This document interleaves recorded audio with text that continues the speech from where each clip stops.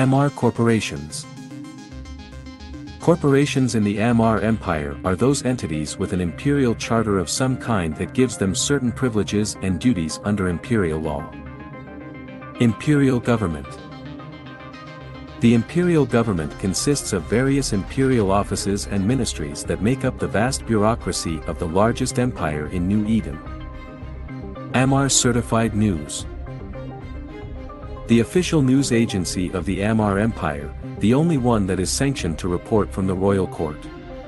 Though Amarr Certified News lacks some of the independence that news agencies in the other empires enjoy, actual cases of censorship are few and far between. Amarr Civil Service. The Amarr Empire is a bureaucratic juggernaut, and the Amarr Civil Service has taken on a life of its own at the center of the vast web of governmental offices and institutions. The civil service is the largest employer within the empire and wields considerable political power through its ability to smother or speed up cases. Amarr Trade Registry. The Amarr government seeks to control as many aspects of the daily life of its citizens, especially everything that has to do with trade and communication. The Amarr Trade Registry has records of all transactions within Amarr space and also monitors all foreign trades and investment made within the empire. Civic Court. The temporal arm of the Amarrian justice system, the Civic Court has always acted in the shadow of the Theology Council. The Civic Court has often become a pawn in the political machinations of more powerful entities, though in latter years it has managed to stay relatively independent. Court Chamberlain. The Court Chamberlain is the right hand of the Emperor. Wherever he goes, the power of the Emperor goes with him. In the Emperor's absence, the Chamberlain is authorized to speak as acting head of the empire, even on delicate political matters. With the rise of Empress Jamil-I, however, the Court Chamberlain's power has been diminished to little more than that of a mere functionary. Emperor Family.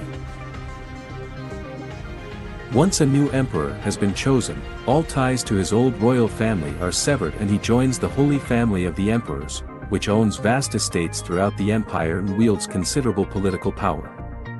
Empress Jamil-I, crowned in YC 110, tolerates no interference from her former relations, but is determined to guide her empire to a new golden age of prosperity and enlightenment despite them, if necessary. Imperial Chancellor. The head of the executive branch of the Amarrian administration, the Imperial Chancellor is appointed by the Amarr Emperor and is answerable only to him.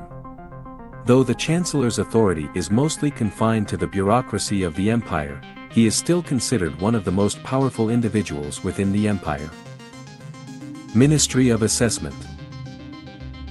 The Ministry of Assessment is responsible for surveying and exploring the solar systems in and near Amarr space, charting lucrative asteroid belts and planets. It is also responsible for monitoring the mining activity in these same areas and organizing the mining operations of Amarrian companies. Ministry of Internal Order. The Amarr authorities have vast experience in molding their citizens as they want. The Ministry of Internal Order is responsible for hunting down disgruntled elements in the society and eradicating them. Since first contact, the Ministry of Internal Order is also responsible for monitoring the activities of foreigners within the Amarr border, especially Minmater terrorist cells. Ministry of War. The Ministry of War wields extensive powers within the Amarr Empire through their control of the armed forces.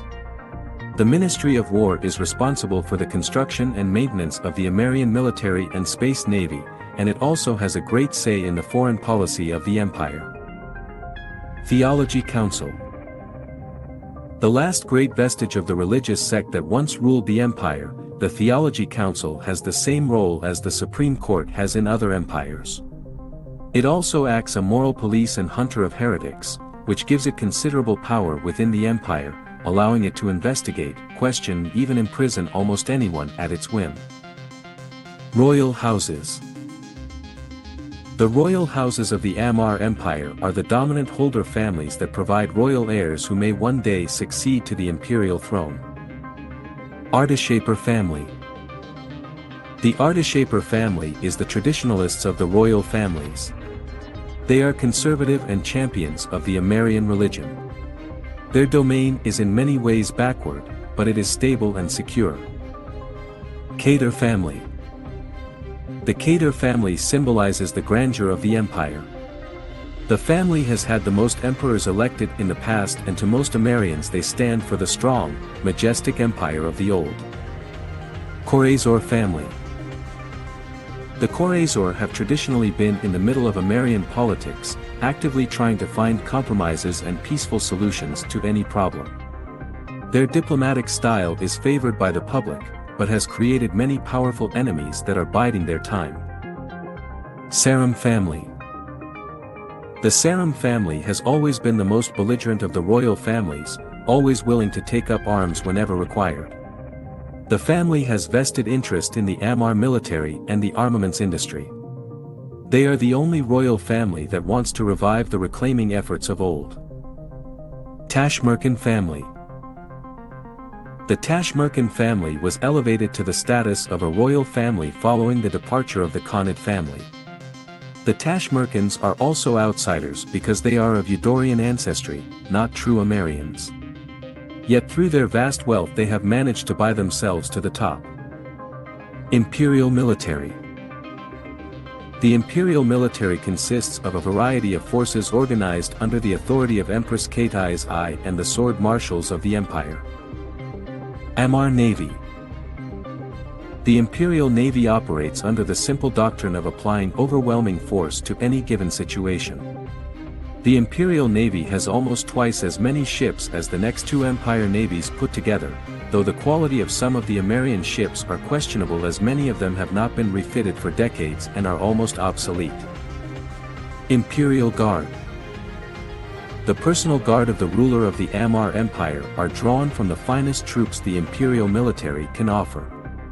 While its core duties revolve around safeguarding the occupant of the imperial throne, the Imperial Guard is a large and very well-equipped body. The Guard can project impressive force across New Eden with fanatical devotion to its orders. 24th Imperial Crusade. It was us who brought civilization to this dark and perilous world, and it is us who uphold it, with compassion, strength and courage. We need you to help us save the Minmatar from themselves. We will help the lost ones find their way, Capsular, and we will do it with the deathless force only you can wield. Commercial organizations. A variety of commercial and industrial concerns have traditionally dominated various sectors of the Amarr Empire's economy. Most of these entities are owned by one or more of the royal houses. Amarr Constructions. A low-profile, conservative construction company that likes to keep out of the limelight. Amarr Constructions had its heyday when the Amarrians were first entering space and participated in the construction of the first stargates. The innovative side of the company is long gone, though it still retains much of its old power and majesty. Karthum Conglomerate. The Karthum is a fairly new company that was formed with aid from the Kaldari Lai-Dai Mega Corporation, which owns a considerable share in the company. Karthum brought much-needed vitality into the stale field of research and development and has been responsible for the respectable high-tech gadgetry in many recent Amarrian spaceships. Dushia Foundry. One of the few Amarr companies that has ventured outside its borders in search of business opportunities. Dushia Foundry is an energetic mining company that is willing to take chances in their search for rich minerals. The company has been known to send heavily armed mining expeditions deep into the outer regions, a risk that few respectable companies are willing to take. Further Foodstuffs. A small agricultural company jointly owned by the Artishaper and Saram families. The products of Further Foodstuffs are mostly used by the subjects of these two families, with what little is left surplus allowed to be sold on the open market. This has curbed the expansion opportunities of the company, though it means the fleets of Artishaper and Saram will never lack for food. HCO Refinery. A small, but aggressive mining company that has concentrated its operation in the highly disputed regions between Minmatar and Amarr space. Many of these areas are very mineral-rich, and HCO refinery has shown a hefty profit in recent years. The company is backed by the Amarr authorities and the Saram family, which has given the company the military power it needs to operate safely in this hotly contested space. Imperial Shipment. Imperial Shipment started out as the official courier service of the Amarr Emperor, but evolved some decades ago into a full-fledged shipping company that operates throughout the Amarr Empire. Inherent Implants. Inherent Implants is the leading cyber implant company in the world of EVE, which is easy to understand as they've been in business for centuries. Inherent Implants started by catering to the needy holders, especially the royals. This is still their largest clientele, but recently the company has also started selling to other Amarrians and even foreigners. This has increased their profit many times, but is frowned upon by the conservative elements of the Amarr holders. Joint Harvesting. Joint harvesting was formed a decade ago when several agricultural and mining companies joined together to form one giant company.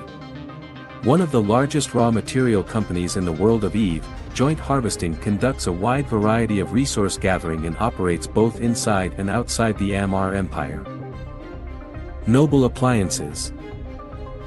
A small manufacturing company that specializes in customized jewelry for the very wealthy.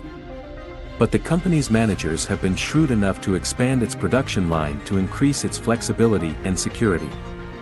Today, the company manufactures many kinds of both luxury and mundane items, usually in high quality and small numbers. Nurtura. The Amarrians have whole planets dedicated to food production. The populous state has bitter experience from famine and wants to make sure it never experiences famine again on a large scale. Nurtura is one of the larger Amarrian agricultural companies, one that has been in the forefront of exporting basic foodstuff to the other empires. Visium. Visium is only a few years old, having been founded around the remnants of a high-tech company that floundered. Visium received support from the Karthum conglomerate and has quickly risen to prominence in the industrial sector of the Amarr Empire. Zor & Sons. An old company that dates back to the moral reforms some 1,500 years ago. Zor was an influential holder with strong ties to the royal court. He used his imperial connections to propel the company into the leading rank. After Zor's death, the company came under attack from rivals and political enemies and declined rapidly. But it managed to stay afloat and enjoys today a moderate success. Amarr Schools. The Amarr Empire's most venerated educational institutions.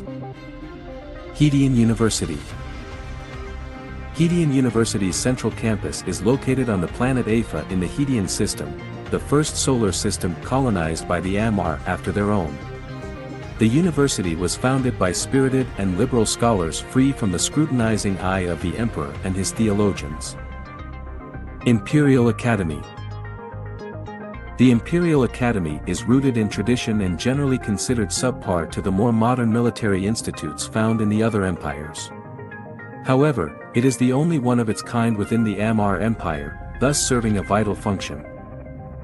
Royal Amarr Institute.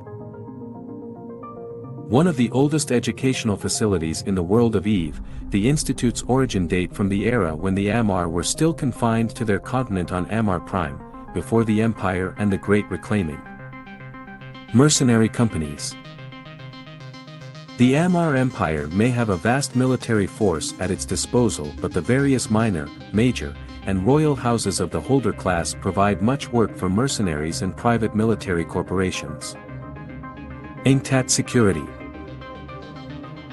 An offshoot of the Imperial Shipment Corporation, originally formed to provide planetary security for the shipping giant on frontier worlds and new colonies.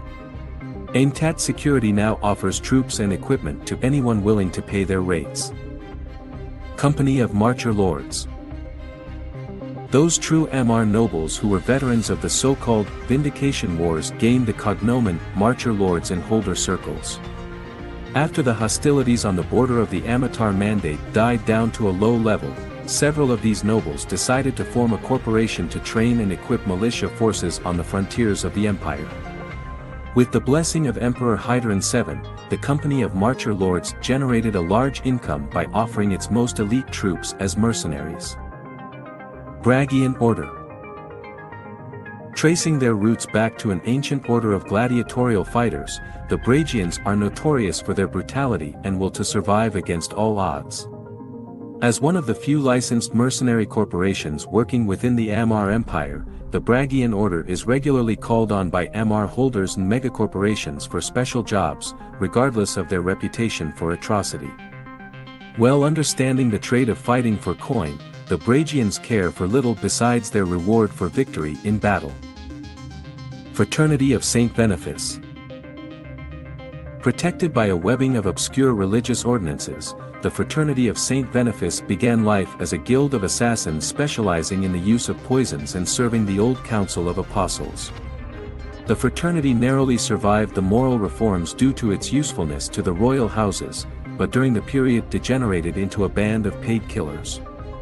After the Minmater Rebellion, new leadership rooted out the most corrupt members and converted the fraternity into a specialized counterinsurgency group ready to crush slave revolts, for a price.